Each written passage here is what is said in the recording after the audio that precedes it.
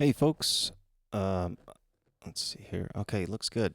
So, chapter 11 has got to be one of the greatest chapters we cover in this entire class. So, just a couple of the names from here. We've got Elton John, Merle Haggard, David Bowie, Bruce Springsteen, John Denver, Chic. So, you've got Carole King, Joni Mitchell, James Taylor. I mean, there's something here for just about everybody. And we got the Saturday Night Fever. Basically, we're doing disco, we're doing Santana, we're doing Led Zeppelin. We're hitting it hard. This is the music of your parents, or if you're really young, maybe your grandparents. And it's the music and pop culture that set up the culture that we all grew up uh, and can recognize today. So it's really kind of one of the most fun parts of the course. So David Bowie, you wouldn't have Marilyn Manson without David Bowie. So if you're not familiar with his music, you're going to get familiar with in this unit.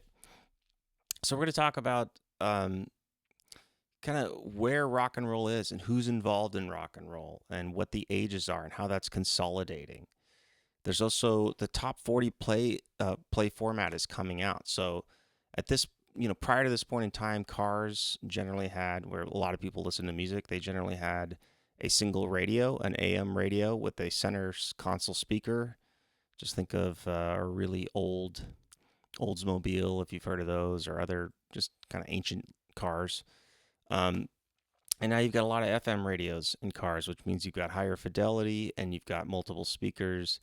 You've got the ability to hear a lot of different instrumentation and some more complex mixes and arrangements. So the top 40 format really starts to dominate both AM and FM radio station formats. So um, some really notable songwriters of the period: Carole King, Joni Mitchell, James Taylor, all of which I believe are still alive. Blue is without a doubt one of the most important um, crossover albums of the era. So Joni Mitchell's, we've got one song from that album on our listening this time. And then James Taylor, just kind of a really beloved songwriter, and Carole King, who also wrote songs, I believe, for James Taylor and a few other people. Their style of songwriting and their incorporation of jazz musicians into their bands was something that picked up and took off for the remainder of the period of time up to today. Stevie Wonder's a big part of this. Obviously, Stevie Wonder had been around prior to this.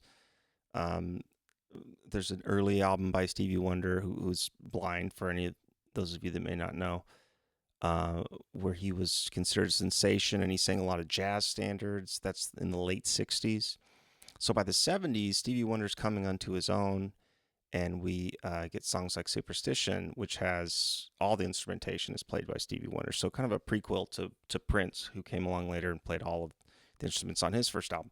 Elton John. So, whether you like Elton John or not, hopefully most of you probably do. The songwriting style of Elton John is the precursor to the Desmond Childs of today. So Desmond Child being the ultimate ballad and 90s, early 2000s power music era.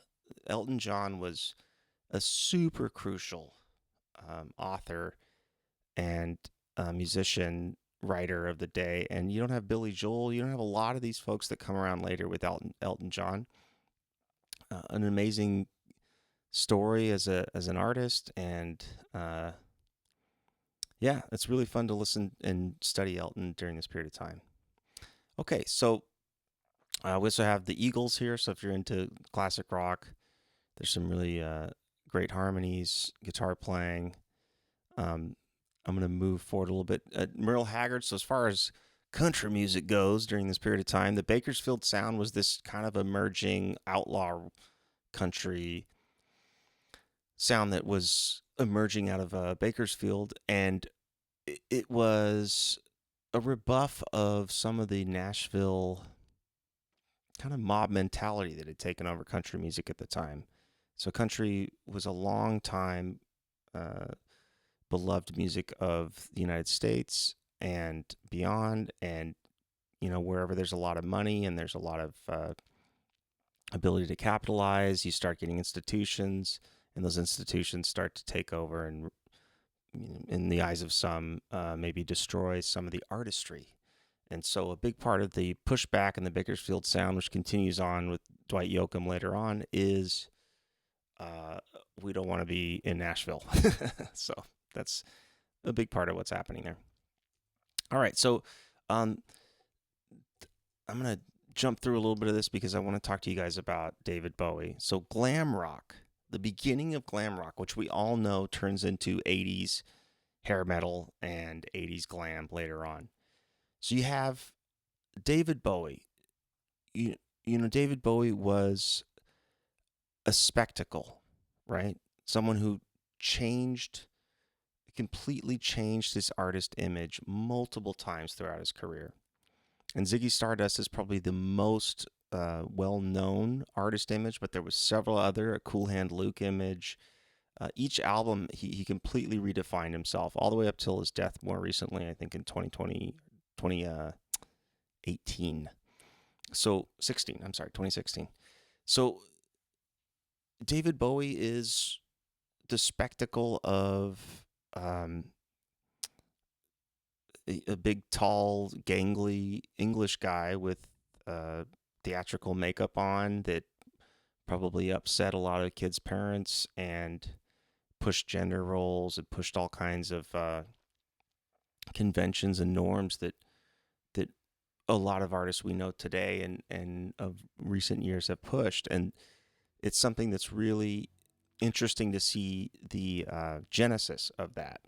And, whether you like David Bowie or not, this is a big part of American culture. It's the spectacle, meaning it's more than just the music. It's this entire cultural package that comes from the music itself, which is amalgamated to form what we know of as popular music today. All right, Marvin Gaye. So, the 70s brings about eventually the end of the Vietnam War. We've a very hated war by the majority of young Americans, and eventually I think most Americans. It's a huge concern for folks like Marvin Gaye and other folks who are, not they're dealing with the fallout of the war. They're dealing with the fallout of their parents from World War II, and they're just frankly sick of war. And it was something that was shared across identities of race, gender, ideology. Everyone is just done with this. And Marvin Gaye's, absolutely famous political statement of what's going on is a rebuff of war. Dark Side of the Moon, most of us are familiar with Pink Floyd, hopefully, is a concept album. So if you guys are hip to Kendrick Lamar's To Pimp a Butterfly, that's a more modern concept album where each song blends into the next song and there's one kind of overarching theme across the album. That's what Dark Side of the Moon has as well, and several other Pink Floyd albums, specifically The Wall. This is a really important album to check out. If you have not listened to Dark Side of the Moon, it's one of the albums that you turn it on and turn off some of the lights in the room. Maybe if you have a black light, that could be cool. Whatever else you got to do. And then listen to the whole thing from soup to nuts. It's amazing. All right. So again, album art starts to become a big part of the spectacle. The whole image of an artist beyond just the music. Think about how little we knew about Charlie Parker or Dizzy Gillespie or any of the artists from this prior periods. You start to really get to know at least whatever the persona that the artist wants to show you. Especially in the late 60s and especially 70s, it starts to really become significant, all leading up to, of course, MTV in the 80s. And then up to modern day, where we now know what our favorite artists eat for breakfast every morning. Stairway to Heaven. No stairway. Denied. So a really important part of Stairway to Heaven and an important part of Led Zeppelin in general. You have the end of World War II. The kids who are either born during the war or shortly after the war want nothing to, in Europe, want absolutely nothing to do with anything related to the Nazis or World War II.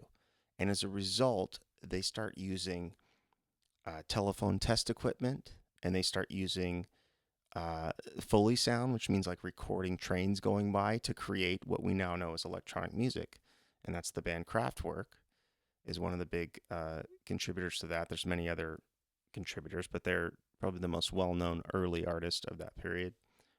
Um, the other big way that they sort of used escapism to avoid classical music and avoid anything that would remind them of World War II and literally try to sound out of this world is to evoke fantasy in the music. And so a lot of Led Zeppelin's music is inspired by books like The Lord of the Rings or other sort of fantasy or escapist storytelling that is, as it puts here, English and Celtic mythology. It's really interesting to realize that kids of that, they were kids at the time of the making of this song, Robert Plant and Led Zeppelin.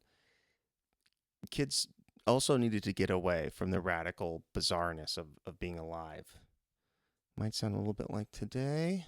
Oya Como Va, the beginning of Santana, made some great guitar amps coming out of there. If you guys ever want to check out a Mesa Boogie guitar amp, Allman Brothers, Southern Rock. We can't go through everything here. I think disco is another huge influence to come out of this. You can't overstate folks like Giorgio Moroder or Donna Summers and Chic, which is one of the listenings for this week. Nile Rodgers, fantastic guitar player. If you guys have heard Rapper's Delight, it's actually a sample from a Chic song, Good Times. So, like, disco, although it eventually is reviled, initially it's revered. It's absolutely loved by the American public and the global public. The only problem is it gets overplayed and oversaturated to a point where everybody just gets sick of it, and disco is dead becomes a theme later on.